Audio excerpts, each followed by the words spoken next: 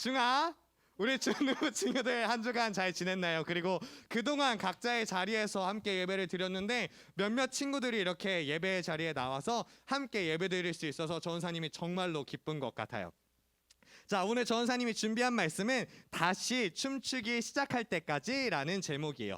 본문은 예레미야 33장 10절에서 11절 말씀이에요. 원래 우리 중등부 예배 때는 전사님이 한 절 읽고 여러분이 한 절 읽고 그리고 마지막에 같이 읽어요. 그런데 예레미야 33장 10절에서 11절은 절이 두 절인데 하나로 붙어 있어요. 그래서 전사님이 세 등분으로 나눠놨어. 그러니까 화면을 보고서 전사님이랑 나눠서 읽으면 돼요. 전사님이 먼저 읽고 화면 넘어가면 여러분이 읽고 그리고 마지막엔 같이 읽는 거예요. 전사님이 먼저 읽을게요.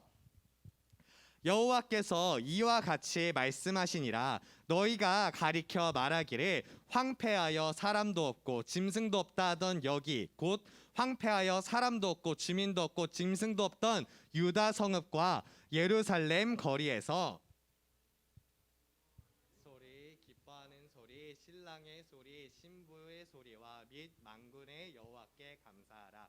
여호와는 선하시니 그 인자하심이 영원하다 하는 소리와 여호와의 성전에 감사제를 드리는 자들의 소리가 다시 들리리니. 같이 읽을게요. 시작.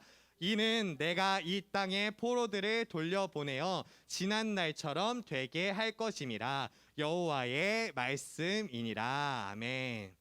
자, 전사님이 우리 다시 예배를 드릴 수 있게 됐으니까 어떤 설교를 전해야 할까 고민을 많이 했어요. 그래서 사실 코로나 상황이 되면서 많은 책들이 나왔는데 전사님이 책을 읽고서 되게 마음에 감명을 받았던 책을 중심으로 함께 나누어 보려고 해요. 그런데 그 책을 이야기하기 전에 그리고 말씀을 하기 전에 우리가 조금 더 이해하기 쉽기 위해서 한 가지를 먼저 볼게요. 혹시 여러분 이적이라는 가수 아는 사람? 너무 옛날 사람이니? 아, 그래도 다행이다.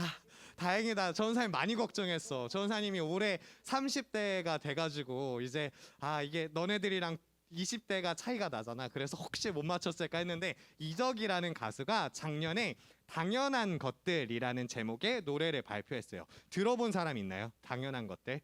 아직 없을 수도 있어요. 근데 전사님이 가사를 앞에 준비했어요. 한번 가사를 보면서 전사님이 읽어줄게요. 전사님이 읽어줄게요. 거리를 걷고 친구를 만나고 손을 잡고 껴안아 주던 것, 우리에게 너무나 당연한 것들.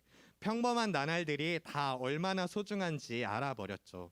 당연히 끌어안고 당연히 사랑하던 날 다시 돌아올 때까지 우리 힘껏 웃어요. 이런 제목을 가지고 이런 가사를 가지고서 이적이 당연한 것들이라는 노래를 이제 발표를 했어요. 그래서 많은 사람들이 이 노래를 들으면서 위로를 얻었어요.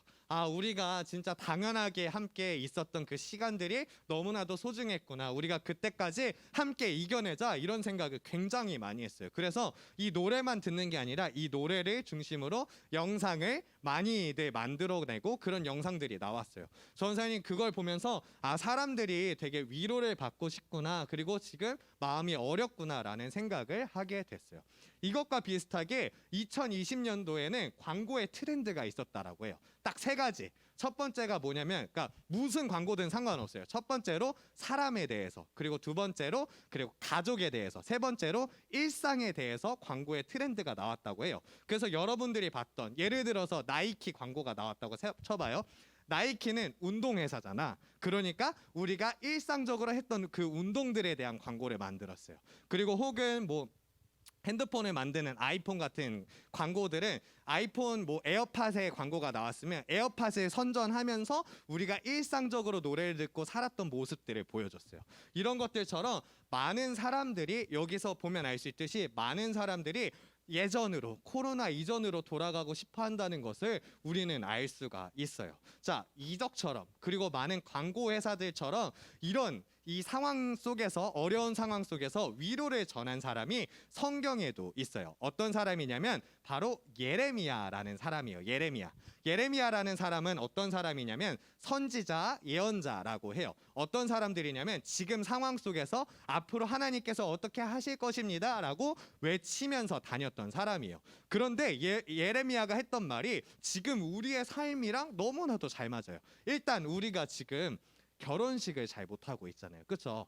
예레미야도 결혼식을 3번이나 못했다고 이야기를 하고 있어요. 어디에 나오냐면은 예레미야가 첫 번째로 예레미야 7장 33절 34절에 뭐라고 하냐면 그때 이제 전쟁이 너무 많아서 시체들이 많이 있기 때문에 결혼식을 하지 못한다고 첫 번째 이야기하고 있어요. 그리고 두 번째로는 16장 6절에서 9절에는 뭐라고 하냐면 결혼식은커녕 장례식도 치를 수 없다고 이야기를 하고 있어요. 되게 힘든 상황이라는 걸 알 수 있겠죠. 그리고 마지막으로 세 번째는 25장 10절에서 11절에 기뻐하는 소리와 즐거워하는 소리, 결혼식의 신랑 신부의 소리가 다 사라졌다고 이야기를 하고 있어요. 지금 우리의 상황이랑 너무 비슷하지 않나요? 우리가 지금 너무나도 어려움을 겪고 있어서 결혼식을 하지 못하는 상황들을 좀 연상할 수 있게 돼요. 우리가 지금 살아가고 있는 세상이 이제 예레미야랑 비슷한데, 그리고 특별히 예레미야가 결혼식에 대해서 이야기를 한 이유가 있어요. 왜냐면은 결혼식은 새로운 시작이라고 이야기를 해요. 그래서 결혼식 주례 때, 다 가봤죠, 그죠? 결혼식 주례 때 보통 목사님들이 설교하실 때 뭐라고 하시냐면 두 사람의 새로운 시작을 축복합니다라고 이야기를 해요. 지금까지 따로 살았던 두 사람이 하나의 가족이 되었으니까 그들의 시작을 축복합니다라고 이야기를 하고, 많은 결혼식에 참여한 사람들이 그 남자와 여자 두 사람이 새로운 시작하는 것을 축복하고 축하하는 것을 알 수가 있어요. 이처럼 결혼식은 새로운 시작을 뜻하고 있는데 그것을 상징하고 있는 결혼식마저도 하지 못하고 있는 것이에요. 그래서 예레미야는 새로운 시작을 의미하는 행사, 그 결혼식을 하지 못하는 것에 굉장히 아쉬워했던 것 같아요. 그래서 예레미야는 예레미야서에 3번이나 결혼식을 하지 못했다고 이야기를 하고 있어요. 그런데 4번째로 결혼에 대해서 이야기를 할 때에는 이때는 하지 못한다고 이야기를 하고 있지 않아요. 그 이야기가 오늘 읽었던 본문인데, 오늘 본문에서는 뭐라고 하냐면은 지금은 우리가 결혼식을 하지 못하지만 곧 결혼식을 할 수 있는 날이 올 것이다. 그리고 그 날에는 정말로 기뻐하는 소리가 많고 신랑 신부가 그 결혼으로 인해서 기뻐하고 즐거워하는 소리가 이 땅에 가득 퍼질 것이다 라고 이야기를 하고 있어요. 결혼식을 지금은 하지는 못하지만 곧 결혼을 할 수 있을 것이다. 그리고 우리에게 새로운 시작이 있을 것이다 라고 이야기를 하고 있어요. 그런데 여기서는 이 예레미야는 이전으로 돌아가는 이야기를 하고 있잖아요. 결혼식의 의미가 뭐라 그랬죠?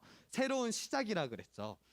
예레미야는 지금의 어려움을 지나고 나서 새로운 시작을 하게 될 것이다. 이전과는 완벽히 다른, 그리고 그것보다도 더 좋은 날이 시작될 것이다 라고 이야기를 하고 있어요. 전사님이 오늘 말씀 앞에 그 이적의 당연한 것들이라는 노래를 이야기를 해줬죠. 당연한 것들은 가사 속에서 뭐라고 하냐면 우리가 이겨낼 수 있을 것이라고 이야기를 하고 있어요. 우리가 이겨내서 코로나 이전으로 돌아갈 수 있을 것이다 라고 이야기를 하고 있어요. 그런데 예레미야는 조금 다르게 이렇게 이야기를 하고 있어요. 우리가 이겨내는 것이 아니라 하나님께서 이것을 이겨내게 해주실 것이다 라고 이야기를 하고 있어요. 그래서 예레미야는 뭐라고 하냐면은 하나님께서 한다고 하셨기 때문에 이전보다 더 좋아질 것이라고 이야기하고 있어요. 그래서 우리들은 누구보다도 희망을 가지면서 살아가야 돼요. 지금 코로나 속에 어려움이 있더라도, 그리고 친구들을 만나지 못하고 학교 생활에 어려움이 있다고 하더라도 다른 사람들보다 희망을 갖고 살아야 돼요. 그런데 우리가 가져야 하는 희망은 내가 끝낼 것이야, 그리고 시간이 지나면 결국 이 바이러스도 사라질 것이야 라고 생각하는 것이 아니라 하나님께서 이 어려움을 끝내주실 것이야 라는 생각을 갖고 살아가는 여러분이 되어야만 할 거예요. 우리가 그런 마음을 갖고 살아간다면 이전으로 돌아가길 원하는 우리들이 아니라 앞으로 더 나은, 그리고 더 하나님과 가까워지고 더 기쁘게 예배드릴 날을 기대하는 우리들이 될 수 있어야만 해요. 자, 하나님을 믿는다는 것은 전적으로 신뢰한다는 것이에요. 그래서 문제가 생겼을 때 내가 먼저 해결하려기보단 하나님께 맡기는 것이 정말로 하나님을 믿는 사람들의 삶의 모습일 거예요. 지금 우리는 우리 삶의 어려움 속에서 어떻게 하고 있나요? 내가 해결하려고 하고 있나요? 혹은 뭐 나라에서 해결해 주기를 기다리고 있나요? 혹은 시간이 지나서 점차 사라지기를 기다리고 있나요? 그것이 아니라 우리는 하나님께서 해결하실 것이라는 믿음이 우리 가운데 있어야 돼요.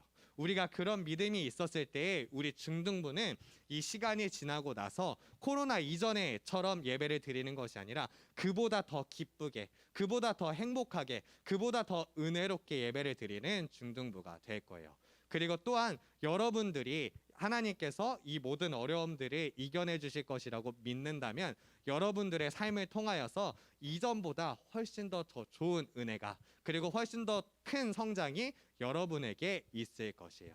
전도사님과 그리고 우리 중등부와 여러분들이 함께 하나님을 전적으로 신뢰하는, 그렇게 신뢰함으로 나아가는 중등부가 되었으면 좋겠습니다. 전사님이 말씀을 마치면서 기도할게요.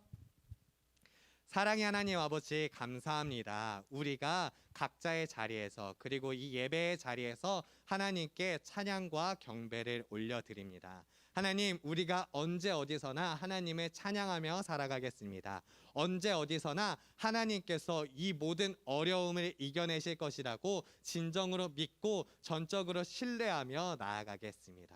하나님, 우리는 너무 연약해서, 그리고 우리가 갖고 있는 힘은 너무나도 약해서 이 모든 어려움을 이겨낼 수가 없습니다. 그것을 고백합니다.